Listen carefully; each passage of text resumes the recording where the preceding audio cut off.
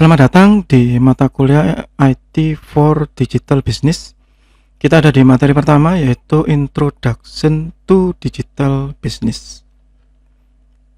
Di materi pertama ini, bagi Anda yang mengikuti kelas saya yang melihat dari Learning Management System ya, maka nanti kita akan belajar tentang perubahan gitu ya, perubahan proses bisnis yang sekarang lebih menekankan tentang sumber-sumber digital ya, digital sources of revenue and digital channel. Dan karena mata kuliah ini sebenarnya asal muasalnya dari mata kuliah sistem informasi manajemen yang kemudian difokuskan terhadap konsentrasi tertentu, maka hal yang paling penting lainnya adalah secara umum gitu saya bilang bahwa mata kuliah ini tujuan akhirnya melihat bahwa IT itu penting gitu ya. Penting untuk apa gitu? Penting untuk meningkatkan daya kompetitif, atau nanti selain ada istilah competitive edges, saya juga biasanya menerapkan istilah competitive advantage gitu ya, bahwa digital business itu tidak hanya dari digital saja, tapi memang ada yang kombinasi antara digital dan physical gitu. Ada yang memang memiliki toko secara fisik yang sulit untuk digantikan, tetapi juga dikombinasikan dengan digital. Ada yang memang khusus digital ya. Dan yang paling penting bahwa nanti kalau kita melakukan digitalisasi, kita melakukan digital transformation gitu ya, nanti di bab berikutnya ada, itu kita seharusnya mendapatkan efisiensi, gain efisiensi. Efisiensi dalam bidang apa? Ya, efisiensi tidak hanya dalam bidang biaya ya, cost atau biaya, tetapi bisa juga dari sisi waktu ya. Bisa jadi dari sisi waktu, bisa jadi dari sisi sumber daya manusia ya, atau sumber daya yang lain ya. Tapi yang biasanya orang-orang akan menghubungkan dengan biaya atau cost gitu-gitu. Itu yang nanti kita tanyakan pertama kali. Dan juga eliminate redundancy. Jadi kalau bisa tidak ada proses-proses yang double gitu ya. Jadi kalau bisa efisien gitu ya, ya kita efisiensikan gitu ya. Jangan seperti jargon orang Indonesia umum atau yang lama gitu ya. Kalau bisa sulit, kenapa dipermudah? Itu tidak. Nah, itu yang kita tekankan di situ. Dan enggak, dengan menggunakan atau dengan memanfaatkan IT, kita bisa menerapkan hal-hal ini tadi. Sehingga kita lebih fokus kepada how technology allow company ya gitu ya. Bagaimana teknologi tadi bisa mengubah perusahaan untuk menciptakan nilai-nilai baru, create new value. Create new value ini kalau perusahaan itu profit oriented ya pasti profit begitu ya. Bisa juga efisiensi, mengurangi biaya misalnya, otomatis akan meningkatkan profit. And experiences that differentiate company, dan ini tadi kompetitif ini tadi. Jadi yang membedakan antara perusahaan tersebut dengan perusahaan yang lain. Sama-sama supermarket, sama-sama perbankan, ya, sama-sama manufaktur, apa bedanya dengan yang lain? Ya kita bisa lebih murah. Kenapa bisa lebih murah? Karena bisa efisien. Kenapa bisa efisien? Karena kita menggunakan teknologi. Ya, itu tujuan utama kita belajar mata kuliah ini. Bagian yang di manajemen begitu, usahakan manajemen bukan teknologi. Pertanyaannya begitu. Nah, penerapan teknologi itu nanti memang ranahnya atau bidangnya orang-orang di IT, entah itu sistem informasi, entah itu teknik informatika begitu ya. Mereka adalah pelaksana. Ya. Tetapi yang mengatur tetap orang manajemen. Nah, itu kenapa kita harus belajar ini. Bagian yang di program studi manajemen. Bagian yang mengikuti kelas saya, nanti kita akan lebih banyak belajar mengenai best practice and case study di kuis-kuis saya. Kemudian untuk UAS ya, dan kuis besarnya nanti kita akan membuat book chapter ya. Nanti akan saya jelaskan di kelas. Kemudian kita akan lebih banyak belajar tentang digital aspek. Bagaimana perusahaan-perusahaan yang dalam tanda kutip tradisional, konvensional, ya, itu menerapkan teknologi untuk menjadi digital business. Ya, dan memang harus diingat bahwa tidak berarti bahwa digital business itu memang benar-benar semuanya digital, nggak ada fisikalnya, tidak ada. Karena itu tidak bisa dihindari, ya, tetapi cara memanfaatkannya itu yang kita fokuskan. Nah, di dalamnya nanti kita belajar beberapa hal. Di awal-awal nanti kita akan belajar tentang change management dan business process reengineering, ini satu paket. Jadi bahwa pada saat penerapan teknologi, entah itu baru atau itu memperbaiki, ya, maka semua nanti akan menerapkan perubahan. Nah, perubahan ini yang sulit. Kalau yang orang IT sih nggak peduli gitu ya, pokoknya saya sudah membuat, ya ayo dipakai gitu. Nah, tapi untuk membuat, menggunakan atau memakai tadi, maka Anda yang di manajemen juga harus menerapkan change management. Nah, kemudian bekerja sama dengan orang IT untuk membuat business process reengineering atau merubah proses bisnis yang sudah ada menjadi lebih efisien. Nanti kita akan belajar lebih lanjut tentang ini di bab berikutnya. Kemudian untuk yang di digitalnya sendiri, kita akan meninjau dari sisi yang non IT gitu ya. Jadi saya menjelaskannya dari sisi dalam tanda kutip awam, jadi bukan dari yang technical, bukan. Ya, tentang e-commerce, tentang e-banking, dan lanjutannya e-commerce dan juga e-banking yaitu payment gateway. Ya, gampangannya payment gateway ini sifatnya seperti bank tapi bukan bank. Nah, begitu yang sekarang sedang trending ya, kalau nggak hanya di Indonesia tapi juga di luar negeri. Gitu. Nah, apa itu digital business? Digital business ini kita menggunakan teknologi. Nah, ini tadi sudah ya. Jadi kita create new value.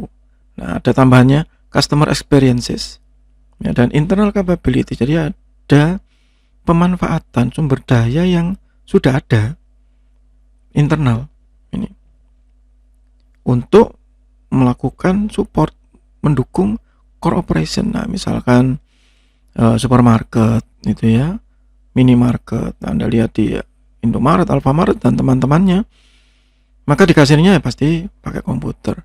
Itu core operation mereka. Iya, itu kan transaksi jual beli mereka yang paling penting ya, core operation. Ya, apakah mereka juga sudah bisa disebut sebagai penerapan digital business? Saya bilang iya. Ya, mulai dari stock opname segala macam mereka sudah bergantung terhadap IT. Itu contoh yang sederhana. Yang lebih kompleks misalnya perbankan pasti. Ya. Jadi tidak hanya fisikal tapi ada kompetitifnya. Misalkan Indomaret, Alfamaret, kasirnya sama-sama pakai IT juga. Apa bedanya misalnya? Oh, Alfamaret dia punya member. Nah, begitu. Dia punya membership, punya poin, punya begini. Nah, kemudian karena Indomaret juga nggak kepingin kalah, maka mereka juga menciptakan competitive edges. Apa yang diciptakan sama mereka? Mereka juga membuat member tetapi dengan cara yang berbeda. Namanya apa? Isaku ya kalau nggak salah, Isaku atau e-point itu ya. Nah, itu sama sebenarnya member, wong ya dicatat juga kok identitasnya, catat juga nomor teleponnya ya kan. Tetapi nggak usah pakai kartu begitu. Maka saya menciptakan competitive edge saya sendiri begitu. Ya, tidak hanya physical resources ya, physical resource-nya sudah sama. Ya, tapi mereka dengan teknologi, maka mereka berusaha menciptakan competitive edges atau competitive advantage. Begitu. Sehingga nanti ada new value change, ada business opportunity. Misalnya kalau yang di Indomaret, Isakunya dia bekerja sama dengan banyak hal, dengan banyak pihak, melakukan payment gateway, bayar listrik, ya, kemudian terkoneksi dengan beberapa e-commerce seperti Shopee misalnya, dan akhirnya bisa Shopee Pay. Nah, misalnya begitu. Sehingga yang dulunya tidak pernah terpikirkan cara pembayaran seperti tadi, akhirnya ada. Business opportunity should be seen less as a thing and more a way of doing things. Jadi, wah, sekarang bayarnya bisa macam-macam loh ya. Gitu. Bisa pakai tunai, bisa pakai Isaku, bisa pakai poinnya, ya. bisa pakai kartu debit, itu sudah sama kan. Ini bisa pakai Shopee Pay, bisa pakai QRIS atau keris gitu ya, macam-macam.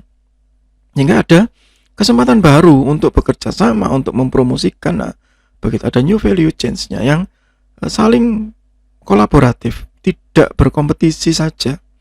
Begitu. Di sisi yang lain begitu, karena tadi ada creating value, ya, maka digital teknologi tadi juga digunakan untuk drive growth supaya berkembang. Kayak tadi Indomaret, wah berarti dengan cara begini nanti saya akan melakukan integrasi dengan Klik Indomaret. Yang Alfamaret juga melakukan integrasi dengan Alfachart misalnya, ya, yang itu otomatis seharusnya meningkatkan revenue, meningkatkan penghasilan, ya, dan meningkatkan kinerja otomatis. Apalagi misalnya pada saat video ini dibuat masih masa pandemi ya, misal begitu ada orang isolasi mandiri, isoman gitu, kemudian pesan, kan nggak bisa dia keluar, nah dia bisa pesan dari situ, ya, bisa pesan dari situ, itu kan revenue. Atau orang yang memang sedang malas keluar itu ya, dia bisa pesan dari situ, itu kan meningkatkan kesempatan baru, new value ya, yang dulu mungkin tidak bisa untuk mengirim seperti itu. Sekarang dengan mudah, bahkan dengan jejaringnya begitu, misalnya seperti Alfachart, Indomaret ya, Klik Indomaret, kita kalau pesan gitu di satu tempat, yang biasanya saya lakukan gitu ya, pesan di satu tempat yang jauh itu bisa tanpa harus mengetahui lokasi fisik mereka. Yang kalau dulu kita harus nyari dulu di sini yang dekat, yang paling dekat apa ya, Indomaret atau Alfamart. Dan nggak usah, kita tinggal buka di aplikasi itu, kita dipilihkan sendiri yang terdekat, yang dulu tidak mungkin ya, sekarang mungkin. Nah, bisa jadi itu menggunakan teknologi yang lama ya, seperti tadi Isaku, Alfa Member ya, itu kan sebenarnya mereka mesin kasirnya, komputernya tetap ya, tetapi karena diintegrasikan, digabungkan, mereka bisa gather data dan provide a better customer experience ya, dapat poin gitu kan. Alfa Member dapat poin, di Indomaret juga ada e-point yang akhirnya customer merasa dihargai. Wah, saya dapat poin nih, kalau poinnya sudah banyak bisa ditukar sesuatu. Nah gitu ya, di satu sisi untuk melakukan promosi bisa cut cost nantinya. Kenapa? Karena sudah memegang semua data-datanya, nomor teleponnya segala macam. Embrace the concept of digital transformation. Nanti kita akan membahas lebih lanjut ya tentang ini. Tapi yang paling penting nanti bahwa di dalam digital transformation kita ada beberapa hal yang dilakukan.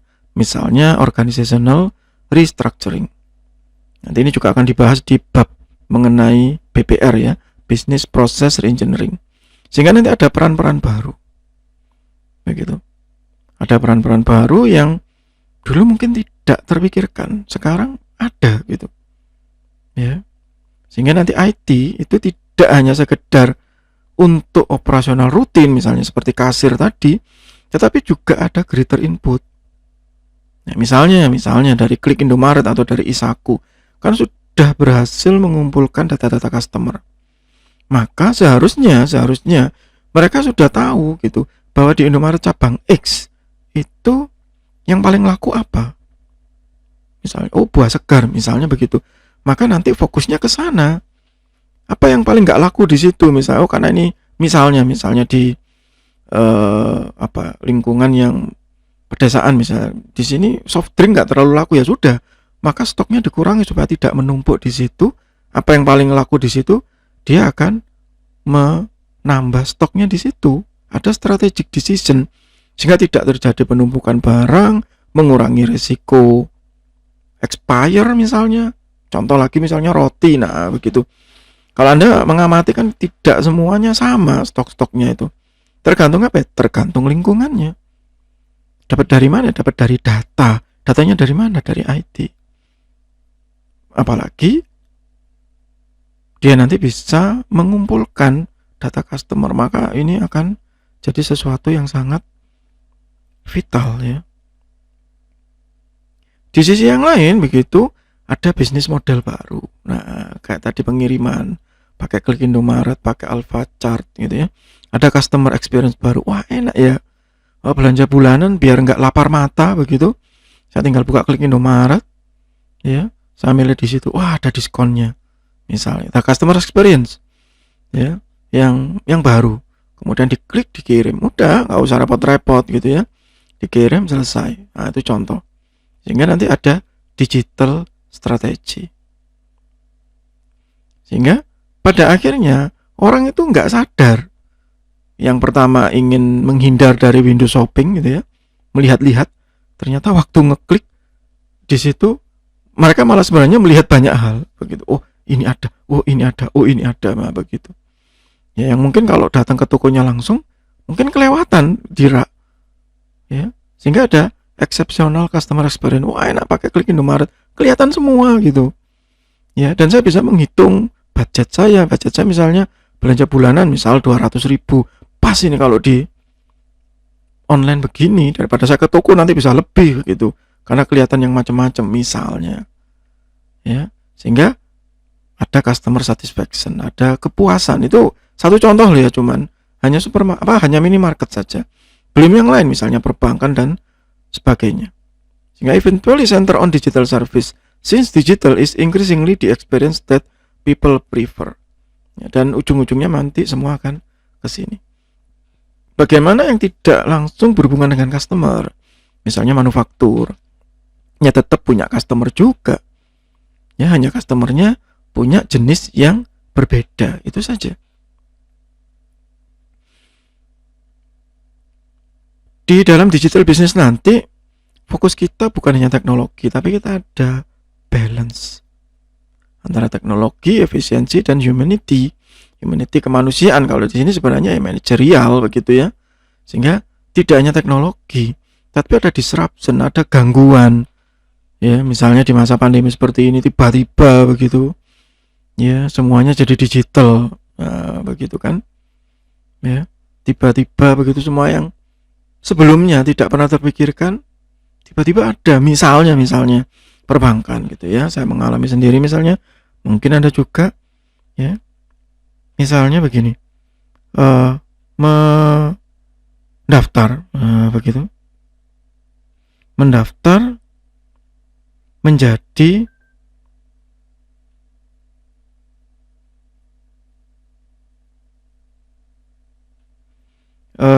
nasabah baru.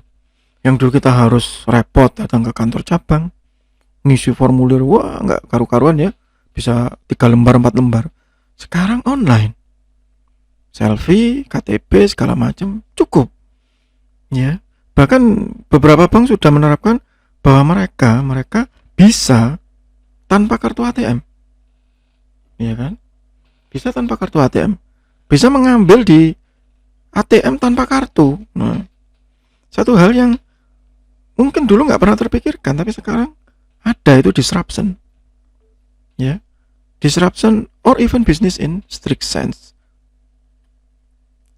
Used to enable people to succeed. Yeah.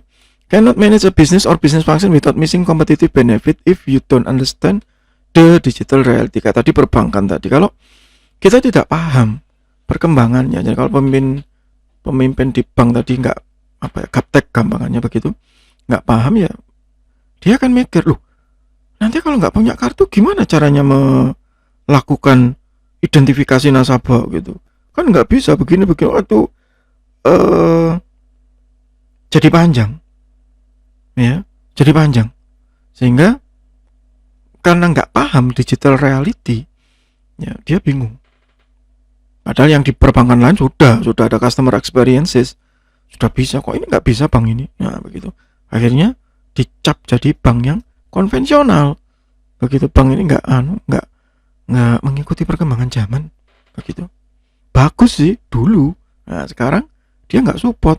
Masa saya nggak bisa bayar listrik menggunakan bank itu? Kalau yang bank lain bisa kok, hampir semua bisa, di bank itu kok nggak mau? Nah misalnya begitu. Dan harus fleksibel, apalagi di masa pandemi seperti ini. Hal-hal yang nggak dipahami banyak orang ya, work from home. Hal yang dulu nggak mungkin ya gitu, termasuk kuliah ini ya. Yang saya waktu tahun berapa ya, 2017 2018 kalau di kelas saya sering menyebut ya ke teman-teman bahwa coba gitu ya, kalau kita bisa campur aduk antara online dengan eh, offline ya, apalagi Anda semua sudah punya paket di rumah, hampir semuanya punya eh, wifi dan segala macam, kenapa kita nggak campur aduk gitu ya. Bahkan kalau perlu, kalau nggak ada syarat administratif, saya mau kok kuliah online full. Nah itu waktu tahun itu ya, 2017 2018, ternyata kejadian sekarang ya. Itu saya gitu yang ngajar. Nah teman-teman yang lain ternyata juga banyak yang ternyata lu bisa lu WFH begitu, work from home ya. Tapi nanti ada satu kondisi, balik lagi ke kantor, onsite lagi ya. Tapi kalau teknologinya bagus ya, ini nggak ada masalah, putar balik ke sini silakan, fleksibel, tidak strict, dan pada akhirnya bisa scalability ini bisa membesar dengan sangat mudah ya. Bayangkan misalnya seperti ini, masa pandemi ini ya ada hikmahnya juga begitu ya. Ada beberapa aktivitas yang misalnya kemarin saya ikut pelatihan asesor ya. Di pelatihan asesor itu, di tesnya, tes seleksinya itu ada 4.500 orang.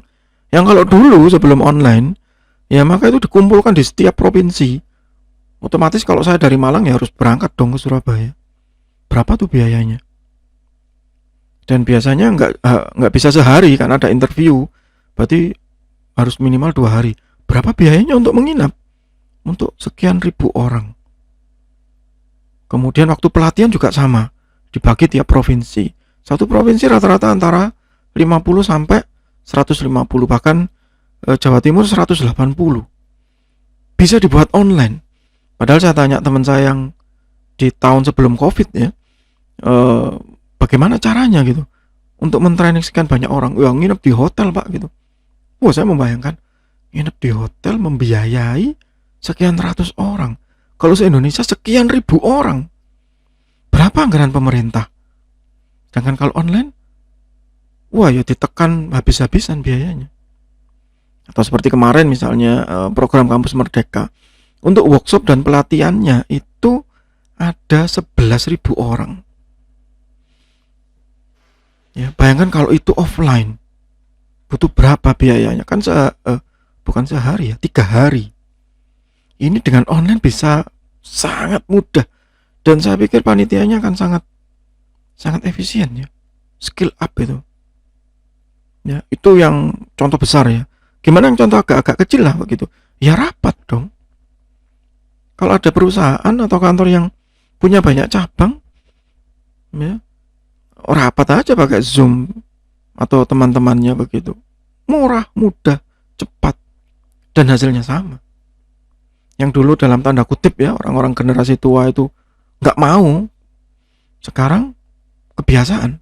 Mereka juga bisa menggunakan loh ternyata kalau dipaksa ya. Nah itu contoh ya, contoh scalability. Nah berikutnya adalah culture, budaya yang barusan saya bilang tadi ya. Kalau dulu rapat, apalagi kalau pemerintahan nih begitu ya, umum itu ya, rapat ya, pelatihan itu kulturnya ya pasti di hotel, nginep. Yang saya juga pernah dan sering ya mengalami begitu, pelatihan, workshop harus di hotel, nginep, nanti ada coffee break segala macam. Lah ini nggak ada coffee break ya, di rumahnya sendiri-sendiri itu. Makan siang ya di rumahnya sendiri-sendiri begitu, sehingga cara berpikirnya berbeda ya. Seperti kemarin misalnya sempat ada pelatihan yang diadakan offline pada saat Covid mereda itu, awal-awal bulan ya, awal-awal tahun ya, sempat offline beberapa pelatihan. Itu pun banyak diprotes lah. Kenapa harus kita ke hotel lagi begitu? Sebelumnya kan pakai online, pakai Zoom kan bisa. Kenapa sekarang balik ke masa lalu begitu? Panitianya ya diem gitu akhirnya. Akhirnya jawabannya sangat diplomatis ya.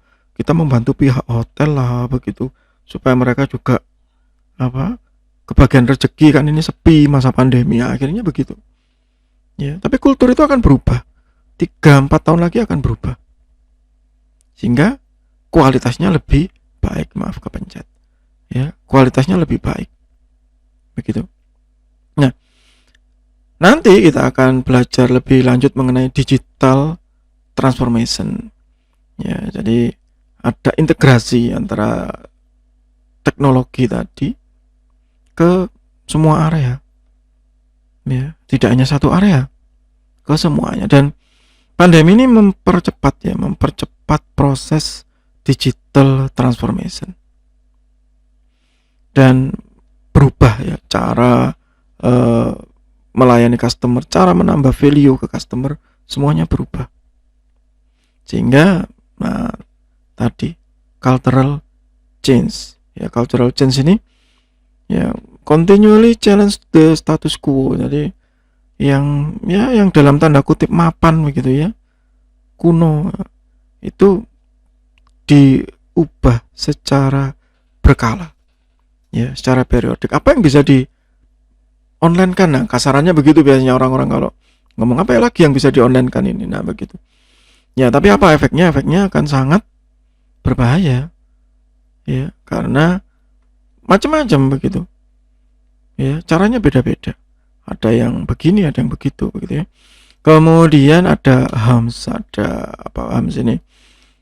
Kalau mungkin secara literal itu punuk ya gitu. Yang mungkin ada yang ambisius, apalagi kalau yang pimpinannya masih ya dalam tanda kutip muda, ambisius. Ini bisa nih semua online begitu, tapi eksekusinya kan tidak semudah itu, dan ada challenge, ada tantangannya, entah itu dari sisi anggaran, talent struggle, orang-orangnya bisa diajak maju nggak sih? Ya, biasanya banyak yang berkomentar itu loh Pak, di pemerintahan itu loh susah diajak maju, susah diajak online. Nah begitu ya, antara iya dan tidak begitu. Ada beberapa yang sangat cepat ya mengadopsi ya, sehingga akhirnya culture change. Contoh yang biasanya saya alami ya, mengurus hak cipta gitu ya, yang dulu berkas harus disetor begini pakai tanda tangan bahasa segala macam, sekarang ada tapi tinggal di scan, diupload, dan lebih cepat tuh begitu, dan biayanya juga lebih murah, resmi, dan tidak ada lagi gratifikasi ya. Bahkan pembayarannya sudah pakai virtual account, cepat, begitu bayar kedetek langsung bisa diproses. Atau ISBN yang dulu harus pakai surat menyurat begini sekarang sudah nggak ada, sudah online ya, dan prosesnya juga jauh lebih cepat begitu. Tapi kan nggak semuanya bisa seperti itu ya, tidak semuanya bisa. Misalnya lapor pajak, nah begini, ada yang online tapi banyak yang belum bisa, nah begitu ya. Tapi ada yang terpaksa, misalnya sekolah gitu ya, dulu gitu, guru-guru banyak yang ya dalam tanda kutip selalu merasa, saya kan sudah tua, sudah nggak bisa online, sudah nggak bisa belajar teknologi. Sekarang dipaksa, ya akhirnya bisa, meskipun tertatih-tatih begitu ya, tapi akhirnya bisa. Dan saya lihat kemarin waktu ada lomba untuk penerapan IT ya di level guru, itu sangat variatif dan sangat kreatif ya, dan saya pikir sudah berubah ya, yang guru-guru muda itu sudah seperti keluar gitu ya semua potensinya. Itu yang penting ya. Itu pengenalan kita tentang digital business ya. Jadi nanti di berikutnya kita akan membahas change management, kemudian IT strategic ya, kemudian ada IT as competitive advantage ya, bahwa tujuan utamanya bahwa dengan IT kita bisa melakukan digital business, kita bisa melakukan digital transformation ya, dan tidak mengesampingkan unsur human-nya tadi ya. Dan bagi Anda yang non IT itu akan paham bahwa IT itu penting, nah gitu, karena mata kuliah ini kan untuk program studi non IT, sehingga ini penting begitu ya. Ini penting ya, bukan lagi sekedar aksesori, tapi ini adalah tulang punggung, ini adalah backbone dari proses bisnis. Demikian untuk materi pertama dari mata kuliah IT for Digital Business. Semoga bermanfaat. Tetap sehat, tetap semangat. Terima kasih.